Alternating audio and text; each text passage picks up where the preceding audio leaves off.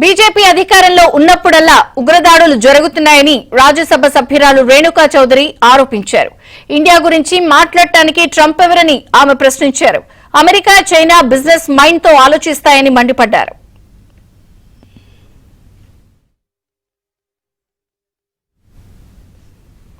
ఇక ఏ పార్టీలో మహిళలకు అన్యాయం జరిగినా వాళ్ల కోసం నిలబడతాను అంటున్న రేణుకా చౌదరితో మా ప్రతినిధి సిద్ధార్థ ఫేస్ టు ఫేస్. రాష్ట్ర రాజకీయాలు, జాతీయ రాజకీయాలపై మనతో మాట్లాడడానికి రాజ్యసభ సభ్యురాలు రేణుకా చౌదరి ఉన్నారు. ఆమెతో మాట్లాడదాం. మోడీ ప్రభుత్వం తీసుకున్నటువంటి నిర్ణయాలు ఎట్లా ఉన్నాయి, దీనిపై కాంగ్రెస్ పార్టీ అండర్స్టాండింగ్ అంటే? దేశం క్లిష్ట పరిస్థితుల్లో ఉంది అని మాకు ఏమాత్రం సూచన ఉన్నా కూడా ఏకతాటిగా ఒకటే కంఠంతో మేమందరం కూడా అన్నాము, మీ చేతులు మేము బలపరుస్తున్నాము. పార్టీ ఏదన్నా సరే, రాజకీయాలు ఏవైనా సరే, ఈ సమయంలో ఈ సందర్భంగా మీకు మేము పూర్తి మద్దతు కేటాయిస్తున్నాము. చేయండి, మీరు ఏం చేయగలుగుతారో చేసి చూపెట్టండి. We are there to help you and support you. కానీ నా అబ్జెక్షన్ ఇవాళ రోజు ఏంటంటే, ఆ ట్రంప్ ఎవడయ్యా, నువ్వు అమెరికాకి రాష్ట్రపతి అవ్వచ్చు, don't talk to India like that. నువ్వు ఇండియా పాకిస్తాన్ అని ఒకటే ఊపిరిలో మా ఇద్దరు పేర్లు కలిపితే ఐ ఒబ్జెక్ట్. ఒక భారతీయురాలుగా I object. India is India, Pakistan ఏంటి? మమ్మల్ని ఇద్దరిని ఒకటే దీంట్లో పోలుస్తున్నారా? ఐ ఒబ్జెక్ట్ అని ఇవాళ ట్రంప్ నిలబడి ఇదంతా నేనే చేసేసాను, నా మాట విన్నారు ఇద్దరు లీడర్లు, పాకిస్తాను ఇండియా, మోదీ నా ఫ్రెండు, అందుకని నా మాట వినేశాడు, నేను ట్రేడ్ అని బెదిరించాను. ఏంటండి, why is Trump talking like that? నేను అడుగుతున్నాను ట్రంప్ని, నువ్వు ఎవరు చెప్పడానికి? నువ్వు ట్రేడ్ చెప్పావా?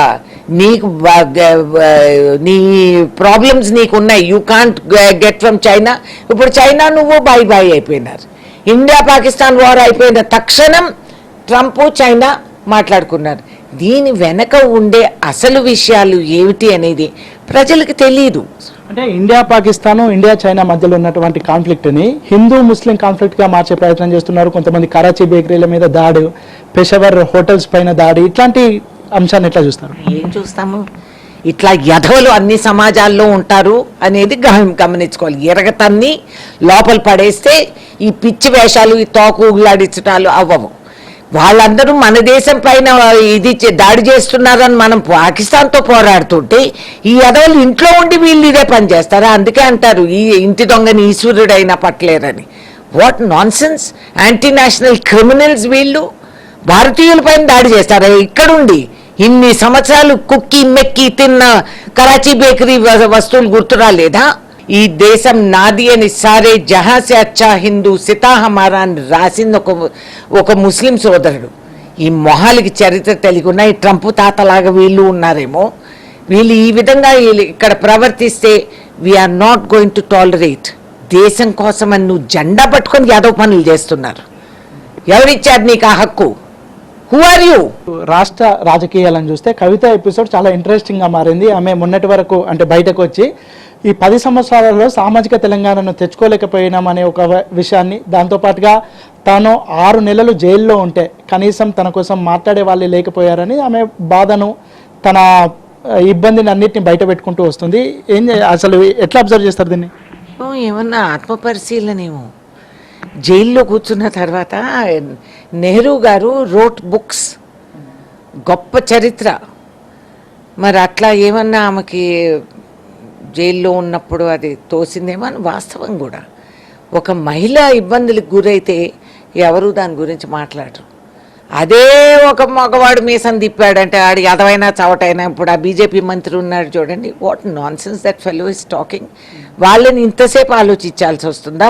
బీజేపీని వెంటనే బహిష్కరించొద్దా? పదవి నుంచి పీకేయండి.